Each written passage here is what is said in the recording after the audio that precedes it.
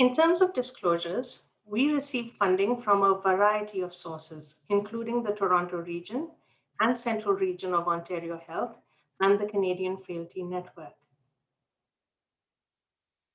So without further ado, it is my great pleasure to introduce today's presenter, Mario Tsokas. Mario has over 15 years of experience in geriatrics. He has been working as a psychogeriatric resource consultant with the RGP of Toronto since 2009. He is based at the Toronto rehab site of the University Health Network, where he also serves as a member of the LGBTQ2S+ steering committee. And with that, we will get started. Over to you, Mario. Sangeeta, thank you so much for the introduction. Welcome, everybody. It's actually a great honor to be here today to discuss a topic that I would say is very near and dear to my heart, uncovering diversity, cultural humility, and safety when caring for older adults in the LGBTQ2S+ community. So the thing is, when we're thinking about diversity and uncovering diversity, I think we need to acknowledge that for those who are joining us in Toronto, Toronto is the most diverse city in the world. And given that, do we necessarily know everything there is to know about everybody? The answer is no. Are we going to make mistakes? Absolutely. The key is having those conversations to learn more about each other, so we reduce assumptions that we make about one another and increase understanding. So the thing is, when we think about our learning objectives for the day, we're going to be exploring concepts of culture and personhood and enhance our understanding of the experience of the LGBTQ2S+ older adults. Something to keep in mind as we go through this presentation, I will not be expanding on each letter, the letters of the acronym that describes the community. And something else to keep in mind, the term queer. In the older generation, the term queer was a term that was once derogatory, and it was meant to basically label the person as being different, or that something is wrong with the person. So many of our older adults do not really identify with themselves as the term queer, but the community as a whole is labeled as the LGBTQ2S+ community. And we're going to talk a little bit about cultural safety in our practice by implementing cultural safety frameworks. If you look at the learning objectives, you'll notice that they are not the typical objectives that are action and goal oriented. This is deliberate on my part because what I'm hoping is that we can use this session to have a safe space for self-reflection and initiating or enhancing our own journey in developing cultural safety. So I want to hear from you now. Get your browsers ready. If you have a smartphone, get a browser ready in the smartphone, because I want to hear from you about your experience when it comes to care that you receive from the healthcare community. What would a healthcare professional need to know about you to ensure that you receive culturally safe care? So in order to participate in this poll, please go to pollev.com/MTSOKAS915, and please share your responses, because we'd like to hear from you.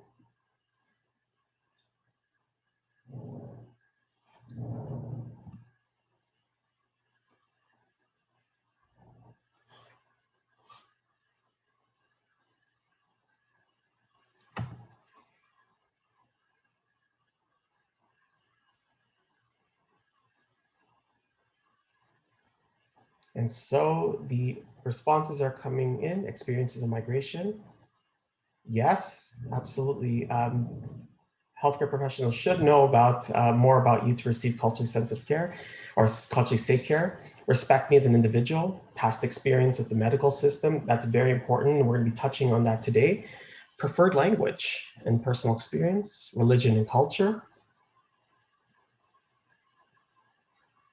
Ask questions if uncertain. Don't assume. And we're going to be touching on that I'm going to be touching on that as well. Pronouns. I got to say about pronouns, I have my pronouns on my email signature, but I have noticed a lot of healthcare professionals are putting their pronouns as well. And that in itself is, it has been increasing. Previous trauma, preferred name. Ask questions on admission. And we're going to talk a little bit about questions on admission as well. Physical distance and personal space. We all have different level of comfort, and so many different factors contribute to that. And even culture can contribute to a person's comfort with personal space. Listen to me, what I have to say. Rural versus urban. Past medical diagnosis, absolutely. Don't impose your beliefs on me. Yeah, and we will be touching on that as well. Knowledge of ethnicity and predisposition. So a lot of common themes here about asking questions. Thank you for sharing your answers and what you would want to ensure that you're receiving culturally safe care. So I want you to imagine that for a second. Have a look at this. What if this was not done? These are things that this is what you've shared, what's important to you, that you would want healthcare professionals to do in order for you to receive culturally safe care. And imagine if this wasn't done, this was ignored. How are you feeling right now? I want you to take a moment and stop and think about how are you feeling in this moment, where all these things that are very important to you to receive culturally safe care are not being considered. I want you to take into consideration, do you feel invisible? And take that into consideration as we go through the presentation and we talk more about cultural humility and cultural safety. So when we think about us, we have so many different factors that contribute to who we are and our personhood. We think about our culture, our spirituality, religion, which is mentioned in the poll. People talked about their gender identity, and think about our personal identity and our sense of self. What gives us our sense of self? What can we identify as our sense of self? Our personality is part of our individual personhood. The values that we have, the roles that we had in life. When we talk about roles in life, it could be roles in the family, it could be roles that we've taken as far as the work that we do. We have many different roles, and all of these different factors and so much more really do contribute to what we call our individual personhood. Now, when we think about individual personhood, and when we think about cultural safety and humility, I am going to be using the example of the LGBTQ2S plus community to really help us uncover the ways in which people can experience exclusion, even when we don't personally intend them to feel excluded. So when we think about individual personhood, in the context, I want to be speaking about this now in the context of dementia, because for us, we are able to share what our individual personhood is. We are able to share our experience. But thinking about older adults that we work with, they may not necessarily all be able to share their experiences because of dementia. And as health professionals, it might be very difficult for us to learn about the person's past, their experiences. And depending on the situation that the person is in, the resources could be limited, whether it could be like their informal caregivers or care partners are not around, whether they've passed on, whether they may have been estranged from their family or their care partners. So resources could be limited, and unfortunately, we may not be able to gather all the information that we need to really maintain that person's personhood, but really thinking about ways of finding out that person's personhood if they're not able to express it to us. Could it be pictures? Could it be any care provider that has been supporting that person over the years? That can really help us get insight on the person's experiences and really help towards putting personhood as part of that person's care. When we think about personhood, communication is a critical component of maintaining personhood at that individual level. Whether a person has dementia or not, they may not be able to directly tell us what their experience is, but through their behavior, they might be telling us something, and it's up to us to try and figure out what it is that the person's trying to tell us. I know in this room that there are many specialized geriatric service clinicians here who really specialize in comprehensive geriatric assessments. There's a lot of expertise in here, and there's a lot of expertise in getting to know the person you're working with. Thinking about the larger system, I want us to really take a moment to consider factors such as accessibility. And when we talk about accessibility, it could be physical accessibility, or it could even be geographic accessibility. I want you to think about time, costs, and also the focus of the interaction. How might this impact on the patient or client's ability to freely speak about their concerns, and for the care provider to find out more about the person beyond the immediate concern? So I want you to really think about that as we go through this presentation. Part of a person's individual personhood is their culture. All of us have our own culture. It is something that is created through our interactions with the world. So that means we're all going to be different. There's this whole concept before that we talked about equality, but equality doesn't take into consideration our individual experiences. So that's where we're moving towards equity. So when we think about our culture, it does help create this sense of reality, helps us understand the world around us. It helps our experiences that we have. When we think about culture, when people have similar values, people tend to feel more comfortable with each other because they understand each other. The thing is, though, we're all different, and especially in a diverse place like Toronto, we do have some differences in values. We have differences in experiences. And sometimes what ends up happening is when people are different from us and we don't understand them, what we end up doing is we tend to move further away from them. And because we're not comfortable with what we don't understand. And what ends up happening is what we don't understand, we tend to make assumptions. Culture is something that is symbolic through language, what we wear, what we eat, the music we listen to, the way we behave, the way we express ourselves verbally and non-verbally.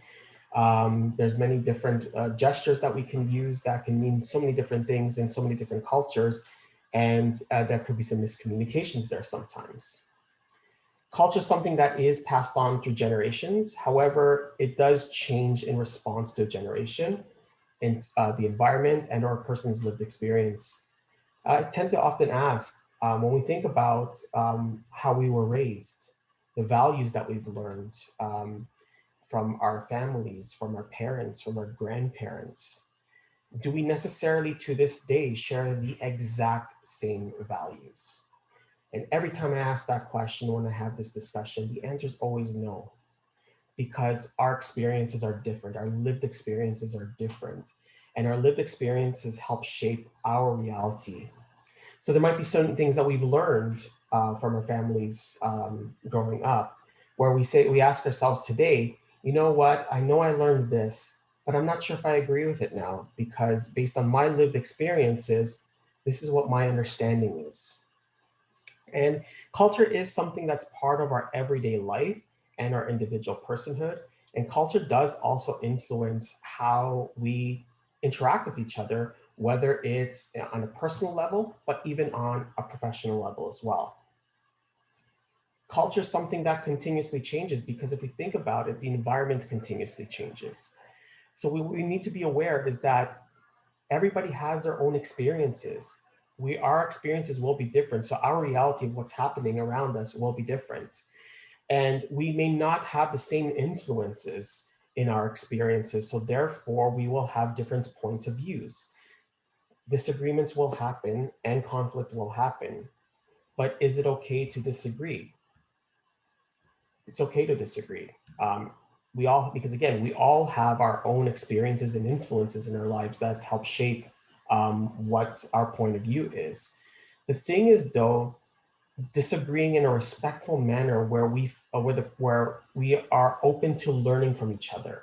And it has to be reciprocal. It can't be, I'm allowed to share my point of view. I'm allowed to share what my experiences or what my thoughts are, but I'm not open to listening to your experiences.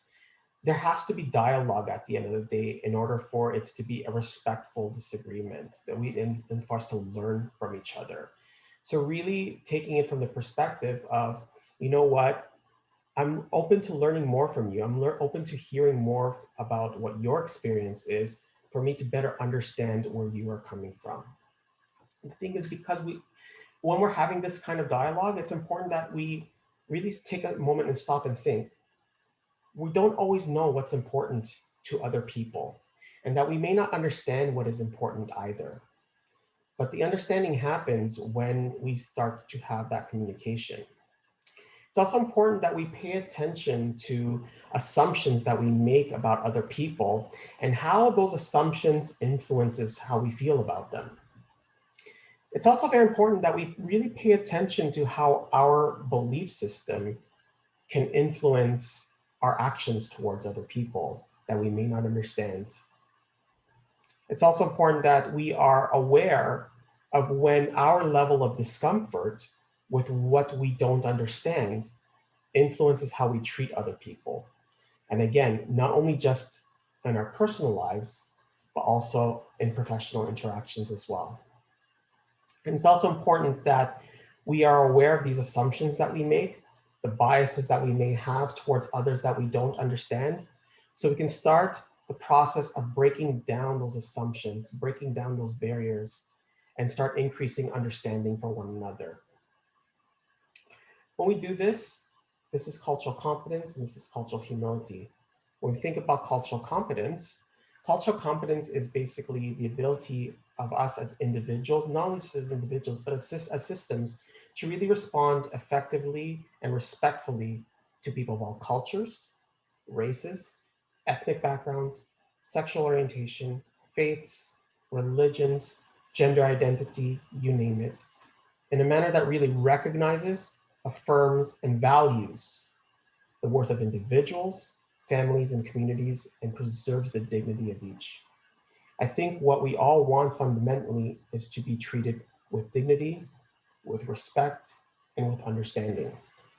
Now, when we think about cultural competence, the way I like to look at it is this is what we know.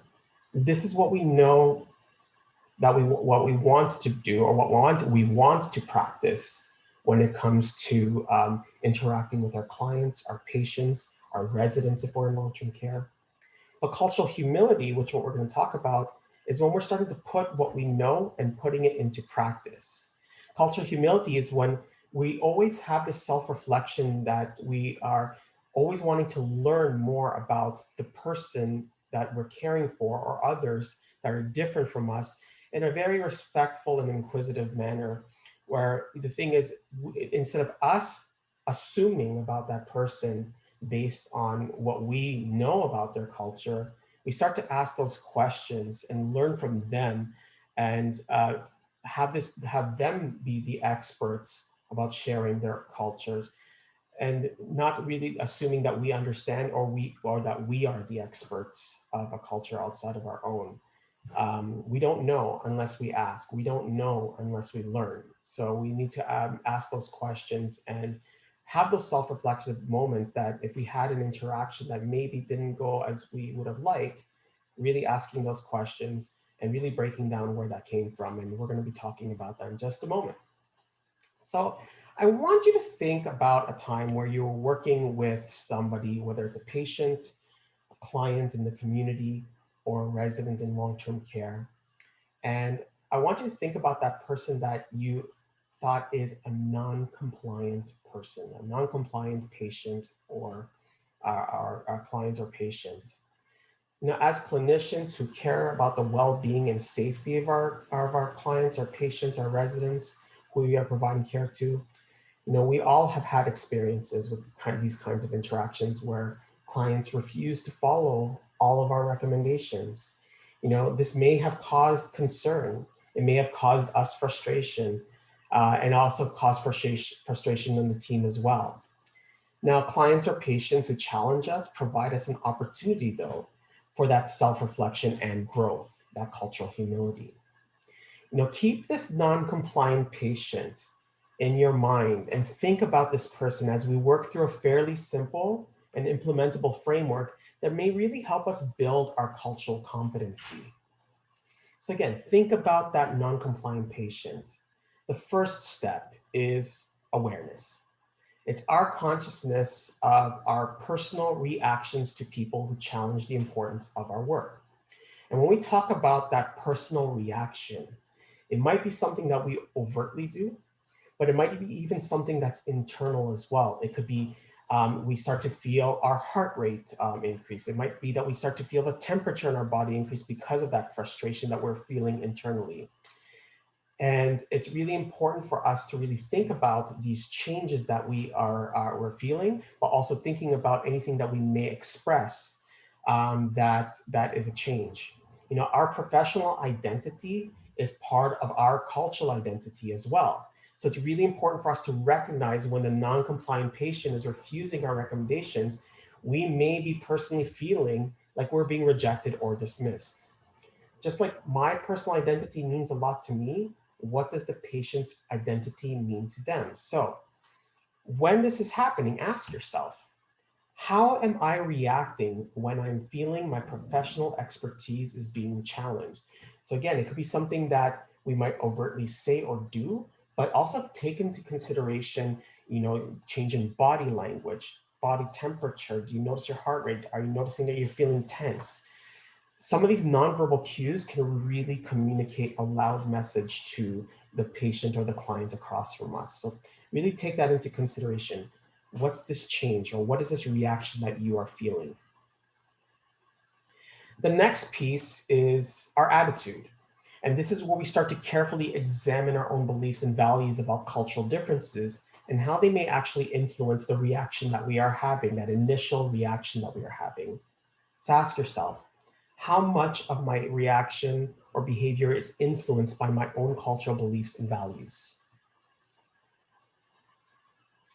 This is where we start to really challenge ourselves, the knowledge piece. This is where we start to practice cultural humility.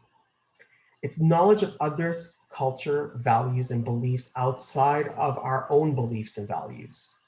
Not what we know, not what we think we know. What can that person tell us? Knowledge of our values and beliefs around equity and whether our behavior with the patient or the client or the resident really matches equity. So ask yourself, what is it that I really know outside of my own beliefs and values rather than what I think I know? And does does my behavior to this group really ensure equity? And finally, the fourth step is communication. And that's how we practice cultural competence to a perfection. And it's all about communication. And as I mentioned earlier, there is that reciprocity. It's not only just about telling people, it's also about listening as well, listening to people's experiences. Communication is the way that communication is the tool that we use to interact. So using communication as a way to break down assumptions about each other and increase understanding is what's helpful. And really asking ourselves, how can I make sure that when when I am communicating, that I'm being respectful? And how can I communicate that this is a learning process for me as well, but I'm here, I'm open to learning, I'm willing to learn.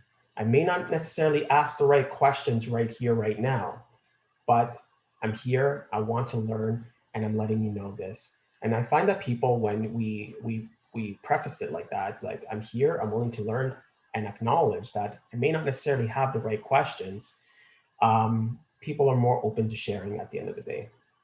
And this can help lead us towards cultural humility, but also cultural safety as well.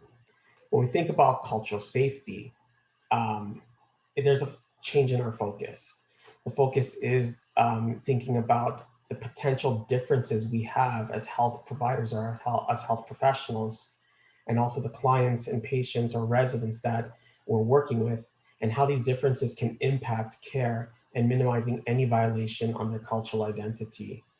And in order for us to really achieve cultural safety as health professionals, we really need to examine our own reality. So we need to examine the person's own realities and attitudes to our own realities and that we bring to cultural care and clinical care. and really be open-minded towards people who are different from us.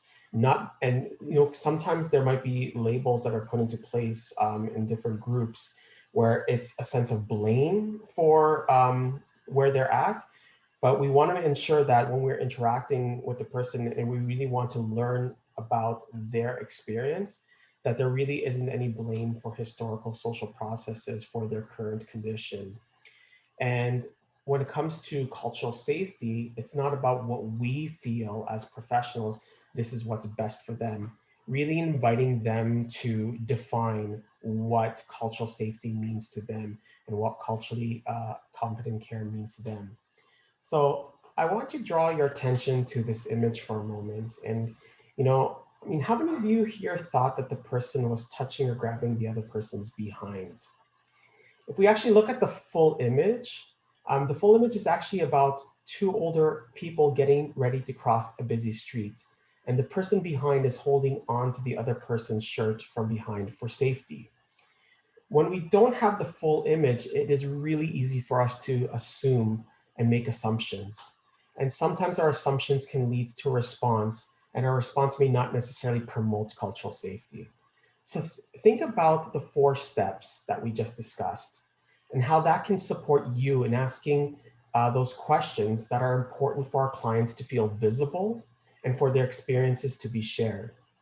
I want you to also think back to that experience when you're talking about what is important to you to ensure that you're receiving culturally safe care, what it felt like to become invisible. Sometimes we might be feeling some hesitation to ask certain questions. And again, if you are feeling that hesitation in asking certain questions, go back to step 1, the awareness piece, and work through where might that hesitation come from. Because if we don't work through where that hesitation is coming from, we're still going to continuously hesitate to ask questions that are very important to our clients, to our patients, and to our residents. So the thing is, when we think about cultural safety, it's really coming out into the light in the media, especially lately, given some of the hesitation that certain people who have been marginalized by the healthcare community are feeling when it comes to the whole vaccine and receiving the vaccine, that there are some people who have had historical negative experiences with the healthcare community that are having vaccine hesitancy because of the distrust that they might be facing because of past experiences. And that's it's really important to learn about those past experiences and ask the questions to see what constitutes safe care for a person. So now we're going to turn our focus to thinking about cultural safety and the LGBTQ2S plus community. I'm going to introduce to you a person. This is actually a case that I've worked on in a long-term care home at one of my long-term care homes. Something to keep in mind: I have changed a lot. I have changed some of the information, so are no indicators that will really identify the person. But I want you to think about this person, and as we go along, when we talk about cultural safety. So this is Mr. J. Mr. J is an 86-year-old resident who has recently moved into your long-term care home or facility about a week ago. We don't know much about Mr. J's history other than he's been divorced for over 30 years and has 2 sons. One son, you find out, hasn't spoken to his father in 10 years, while the other one visits occasionally but does not share much information about his father. One day, his son came in with one of Mr. J's suitcases and left it in his room. You go into Mr. J's room and ask him if you can open it to get the items labeled, because in long-term care, the clothing items do get labeled. You can see Mr. J is uncomfortable, but he reluctantly agrees. You open the suitcase and find women's clothing, including underwear and jewelry. You ask Mr. J who the clothes belong to. He looks at you, is silent, and after a minute he says, "They belong to me." So I want you to take a moment in the chat box to write. If you came across a client where they were wearing clothing that may not fit the gender norm of their the gender that they're born in, what would you do? What would you do at that moment? And keep in mind, your response will determine whether Mr. J might feel that there is cultural safety here.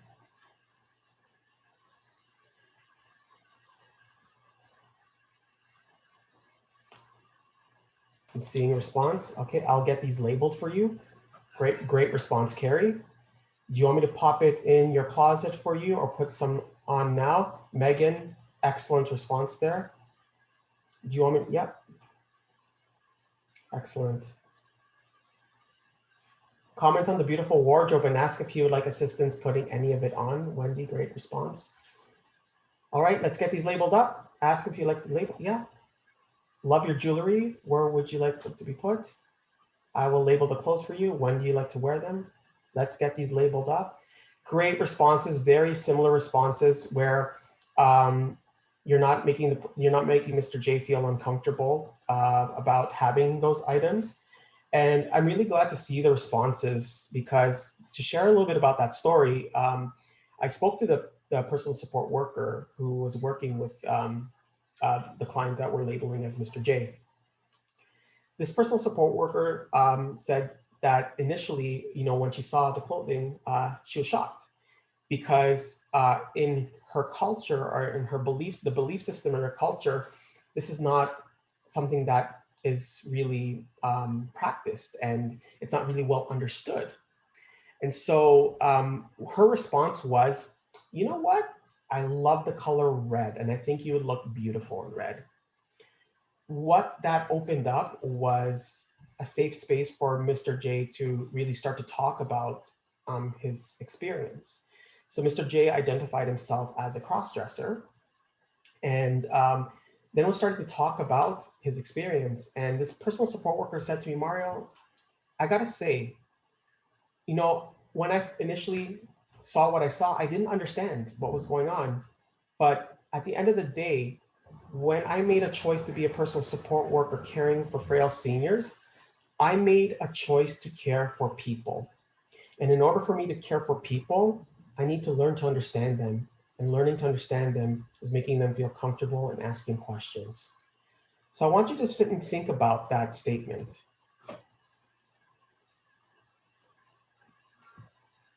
I made a choice to care for people. But these responses, excellent responses from everybody here, it's responses like that that will help a person feel that they're visible and that it can open up possibilities for them to express themselves and to be further understood. The thing is, though, sometimes again we look at somebody and we make assumptions, and we're going to be exploring assumptions with the next slide. So look at this image here and type into the chat box. When you look at this person, what are some first impressions you have of this person? Privilege, joy. Her movies are okay, so some people know who she is. Ideal standard of beauty, celebrity, beautiful, happy. Okay, so there's a lot of statements about her mood. Some people mention privilege. She's well-dressed, happy, wealthy, beautiful, and she looks happy or excited. Success. Some people actually recognize that she is a celebrity. Seems wealthy, she seems confident. Okay, so some of you recognize who she is. So this is Portia de Rossi. So Portia is the wife of Ellen DeGeneres. I think a lot of us know who Ellen DeGeneres is. She's an actress and she's also a TV host. The thing is, let's look at assumptions that society makes. The general public, if they're to see Portia de Rossi or Ellen DeGeneres walking on the street, who do you assume society would, who do you think that society would assume is a lesbian? Portia or Ellen? Everybody's writing Ellen. Why? Why do you think society would assume Ellen is a lesbian?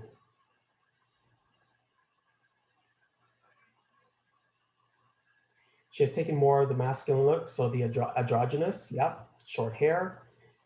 So again, it's assumptions. There's those stereotypes, and there's those assumptions based on these stereotypes of what a lesbian looks like. And again, thinking about that assumption and making that assumption can actually make a person not feel safe in that interaction. Let's look at this picture here. When you look at this person, what are some first impressions that you might have of them?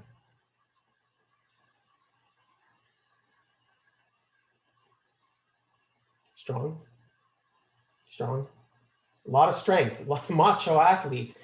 A lot of people saying strong, strong, athletic, fit, happy, fast, confident. All right. So a lot of similar themes here. So this is Michael Sam. Michael Sam is the first football player in the NFL to come out of the closet and as gay. And if we again think about stereotypes, people have this idea of masculinity, and when they think about a person who is gay, there's a lot of assumptions made that a person who's gay is effeminate, and people who are gay that are effeminate have been marginalized because of that. And people will not assume that a person who's gay would play football. But again, assumptions, and people respond based on their assumptions. Let's look at these two here. What can you tell me about, what are some what are some initial thoughts about these two here? Affluent, okay, classy. Excellent. Cool hat, yeah, I do love that outfit. Self-confident, excellent, right. They have money, affluent, class, self-confident. So people are putting more about their confidence, about their socioeconomic status. So these two actually are two trans people. The first person on the top with that lovely hat is Christine Jorgensen. She's an actress from many years ago, and she was born male and transitioned into female. So she's male to female, transgender. And on the bottom there, we have Chaz Bono. So born as Chastity Bono, was the daughter of Sonny and Cher, but now is female to male transgender. So she's so he went to so he's now a trans man. The thing is, I think what the picture on the top speaks to with Christine Jorgensen is that the transgender community has been around for a very long time. There's more visibility now. We're having more conversations to understand the trans community more. And I think it's really important because if we think about the trans community and some of the hardships that they faced in the healthcare setting and some of the distrust that has caused, I think it's really important for us to acknowledge that. So when we are working with our clients, our patients, and our residents, we've got to think about some of the questions that we're asking, and is it creating visibility, or are we now making a group feel invisible as well? So really keep that in mind when we think about the LGBT community. And I think it's important for us to understand some of the historical context of the LGBT community when it comes to the healthcare setting, or to when it comes to interactions with health professionals. So we're going to go through another case of a gentleman by the name of Mr. B. So Mr. B is an older male, and you have just encountered in your care setting. Mr. B was born in Toronto in 1939, where he has lived all his life. So I want you to really think about that 1931 and his age. And let's talk about some of the things that Mr. B may have experienced. So let's talk about the LGBTQ2S plus experience. It was 1969 when homosexual behavior was legalized in Canada. So if we think about it, before 1969, people were prosecuted. People were thrown in jail for exhibiting quote unquote homosexual behavior. It wasn't that long after when in 1973, The American Psychiatric Association removed homosexuality from the Diagnostic and Statistical Manual for Mental Disorders. So before 1973, homosexuality was a mental illness. And if we think about some of the practices that the LGBT community has gone through in the medical community, because of this, people were being treated like with shock treatment to shock the LGBT out of them. People were given lobotomies to pick the quote unquote gay part of the brain out of them. And there were some other pretty barbaric practices that were done back then to cure people of their illness. So 1973. And it was 1995, not that long ago, when the Supreme Court of Canada ruled that sexual orientation is a prohibited reason for discrimination under the Canadian Charter of Rights and Freedoms. So before 1995, there really wasn't much in protection or protecting people from discrimination. People could lose their jobs, and there wouldn't be any repercussions to that company that would fire somebody for being gay. Hate crimes. There weren't really any laws that were there to really support people when it came to hate crimes. So let's think about Mr. B. He was 38 when he no longer could be considered a criminal. He was 42 when he no longer could be diagnosed and treated for a mental illness, and then was 64 years old, 1 year away from retirement, when he could no longer be discriminated against under the law. So here's my question for you. Mr. B was your client coming into your care setting. How open do you think Mr. B will be about who he is?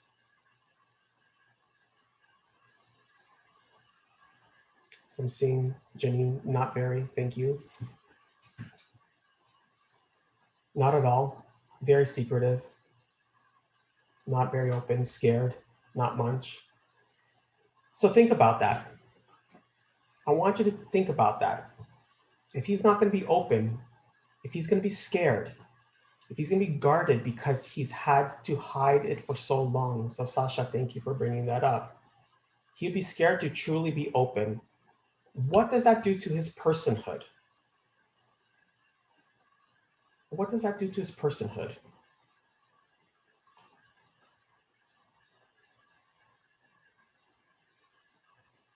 He's not whole.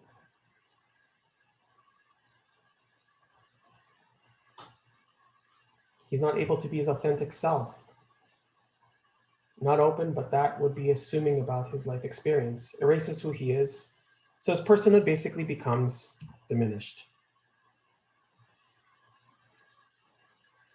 I want you to take a moment to think back to the initial question I asked you. What would you need from health professionals to ensure you have culturally safe care? And what that experience is like to feel invisible. Think about the questions that we ask when we are engaging our patients, when we are engaging our clients. And think about, again, not intentional. Some of the questions that we ask can contribute to somebody's invisibility. So I really want us to think about the 4 steps to building cultural competencies: the awareness, the attitude, the knowledge, and the skills. There are different cultures that have different values when it comes to the LGBT community. But I want to go back to that statement that PSW made. I made a choice to care for people. So think about what steps would you need to take, those 4 steps, to really think about providing care to people that you may consider different than you, that you may not understand.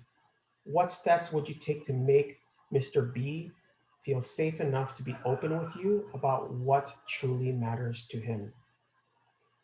So keep that in mind. The LGBT community has gone through quite the experience over time, older adults especially.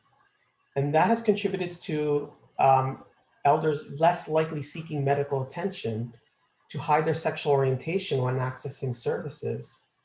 It's gone to a point for some people that depending on how they live their life, like we had, for example, going back to Mr. J, who is a cross-dresser, we have people in the community that might shave all their body hair off as their way of expressing themselves. And they're afraid of what healthcare professionals might think when they see the body hair gone. So they wait until it grows back. And depending on what they are ill with, they may need that medical attention sooner rather than later. But because of fear, they wait. And they might end up going to seeing doctors when they're even more sick. There's this fear of discrimination and hostility towards them by healthcare professionals and community service agencies. What ends up happening is that I'll never forget, there's a story back in the 1990s where there was an accident and the first responders came to the scene of the accident. And what ended up happening was the first responders discovered that the person that they pulled out of the car was a trans woman. And because this person had values that wasn't very understanding towards the trans community, basically backed away and said, no, I'm not taking care of her. And what ended up happening was this person died.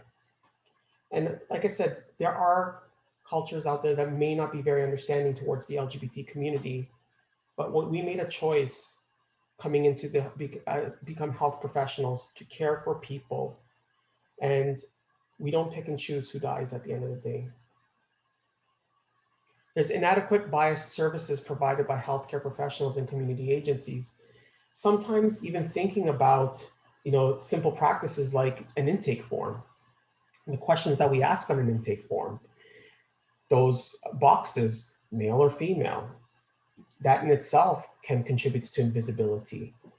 When we ask our clients, are you married? Do you have kids? That can contribute to invisibility.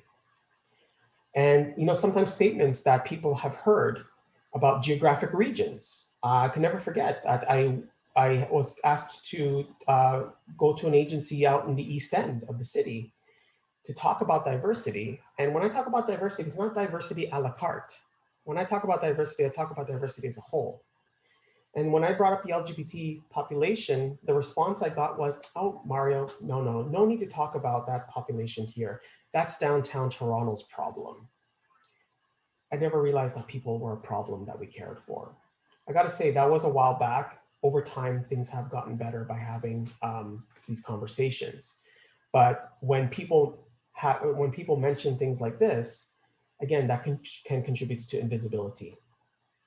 And there is this fear of not being treated with dignity and respect. So I want you to think about your clients.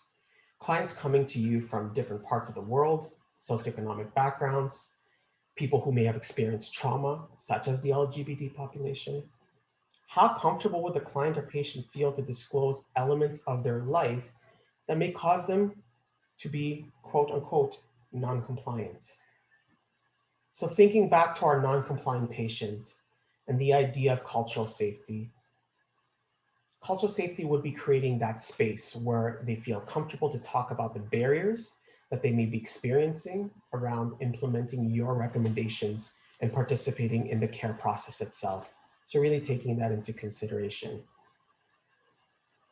So again, those 4 steps, really important to really reflect on our own values, because in order for us to practice cultural humility and cultural safety, it's always about the self-reflection, being aware of our personal reactions, acknowledging how our values can influence our attitude, evaluating our knowledge outside of our own values, our meaning of equity, and if our actions actually reflect what equity means to us, and using our skill of communication to ask those questions we might not feel comfortable asking, but those questions mean so much to that person in feeling visible. And that will really help us seek that understanding that we need in order to break down the assumptions that we make about one another and really increase the understanding. And I want to leave you with this quote here. It's not just about cultural competency anymore. We're moving away from that focus. We're moving from a focus on cultural competence to cultural safety. And moving that direction really shifts the learning to a place where understanding the history, experiences, and power imbalances that people have endured is critical to ultimately addressing the health inequities that exist in healthcare today. If you're interested in more information or learning more about the LGBT population and supporting them in your health settings, there's some resources that are very helpful. Rainbow Health Ontario is an excellent resource. They do have an excellent conference that they run.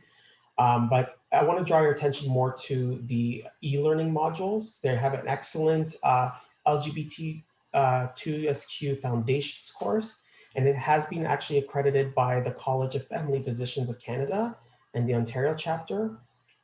So highly encourage you to do that foundations course. There is about a $20 recovery fee, cost recovery fee. But highly encourage you to do that. EGAL is Canada's leading organization for LGBTQ people and issues, and they work towards improving to save lives through research, education, awareness, and by advocating for human rights and equality in Canada around the world. So please go to EGAL. They have great resources there. And also here in Toronto, we have the 519 Community Center, which does support the LGBT population here in Toronto. So that concludes my presentation. I welcome any questions that you might have about what we just discussed right now. Mario, thank you so much for that thought-provoking, moving, and powerful presentation. And the comments are speaking to the excellence of the material you just presented to us.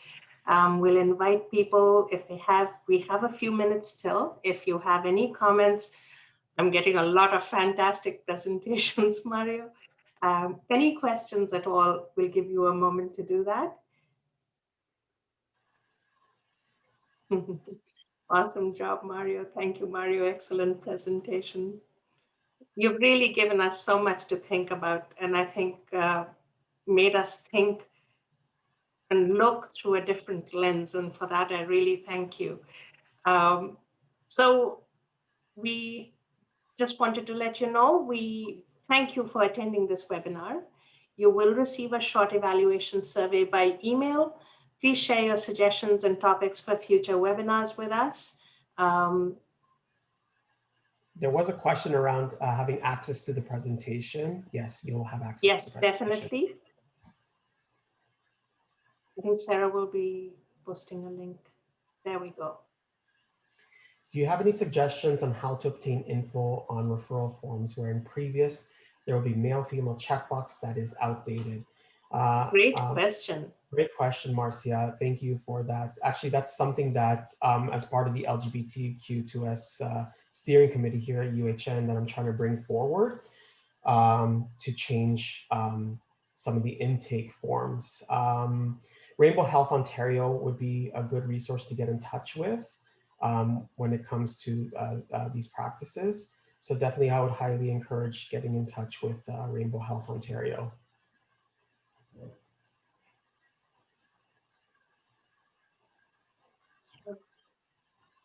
Thank you. Okay, thank you everyone, and have a wonderful afternoon and a great weekend. Thank you again, Mario.